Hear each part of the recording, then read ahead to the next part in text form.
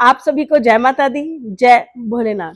मैं आपकी अपनी गुरु माँ महामंडलेश्वर अंजनी देवा दास जी महाराज आप सभी को प्यार भरी जय माता दी।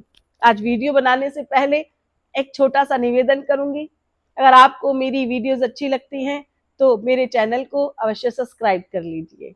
कोई बात नहीं, कहना मेरा फर्ज है, बाकी आपकी अपनी इच्छा है। तो मैं आज जो वीडियो बनाने जा रही हूँ, कार्तिक मास का महीना चल रहा है। कार्तिक मास के महीने में 2 एकादशी तिथि आती है, लेकिन ये पहली एकादशी तिथि आ रही है जो कि 28 अक्टूबर को पड़ रही है। सत्य तो ये है कि ये एकादशी जो है 27 तारीख को लग जाएगी, लेकिन 27 तारीख को लगने वाली एकादशी दशमी युक्त रहने वाली है।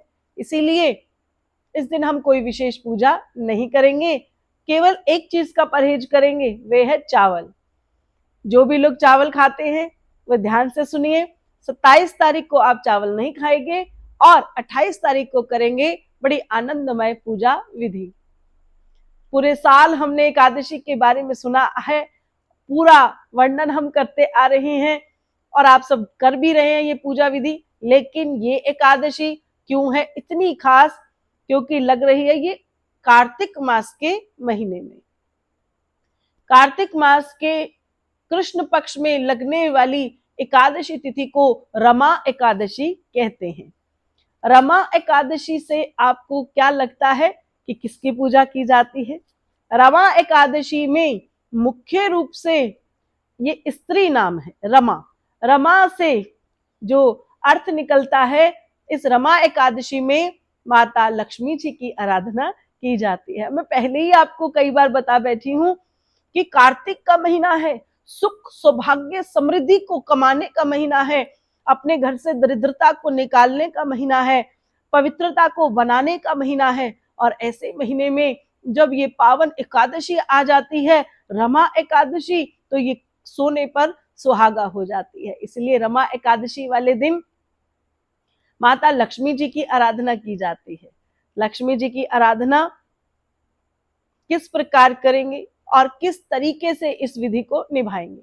तो देखिए, रमा एकादशी वाले दिन माता लक्ष्मी जी की आराधना तो हम करेंगे ही, साथ में करेंगे हम विष्णु भगवान की आराधना। लेकिन यहां हम भगवान श्री हरि नहीं कहेंगे, भगवान श्री विष्णु नहीं कहेंगे। आज हम एक नए नाम से भगवान को बुलाएंगे। वे नाम है भगवान का केशव।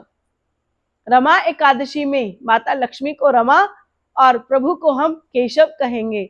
और जब हम केशव और माँ को माता लक्ष्मी का ध्यान करेंगे रमा के नाम से, तो ये एकादशी की पूजा जो है फलीभूत हो जाती है। हाथ जोड़कर प्रभु केशव को ध्यान करें, माता रमा को ध्यान करें। आप ही विष्णु हैं और आप ही लक्ष्मी हैं, आप मेरे घर में वास करें, मेरे घर में सुख और समृद्धि को बढ़ाने का कार्य, बड़ा सारा आशीर्वाद आप हमें प्रदान करें।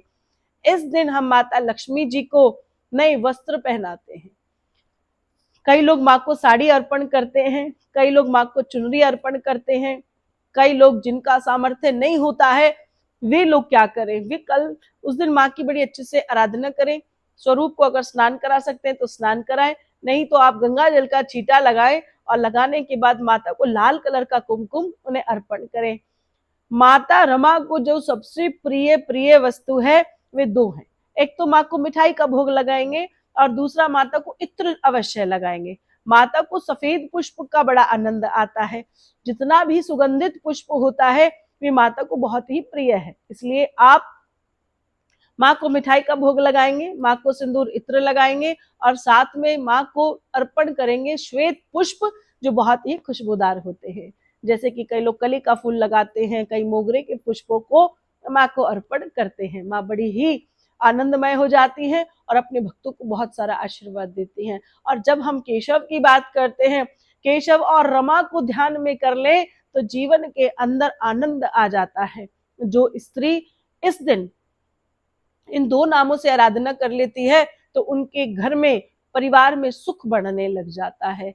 सुख की कामना करने से ही सुख बढ़ता है।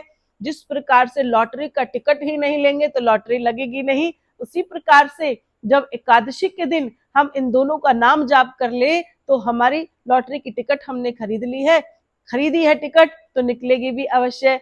पाठ कर रहे हैं तो माँ को आनंद के रूप में वे आशीर्वाद भी हमें जरूर देती हैं। अब बात ये कर लेते हैं कि एकादशी की जो पाठ पूजा विधि रहती है उसमें श्री विष्णु जी को हम हल्दी का तिलक लगाएंगे, भगवान को पुष्प अर्पण करेंगे। सफेद मिठाई में आप भगवान को, मैं तो सबसे सरल कहूंगी, आप पताशे ले आइए और पताशों का भोग इन दोनों भगवानों के रूप को अवश्य प्रदान कीजिए। और उसके बाद धूप कीजिए, दीप कीजिए, रमा एकादशी की कथा को सुनिए और फिर उनकी आरती करते हुए अपनी पूजा विधि को पूर्ण कीजिए। ये तो है एक विधि।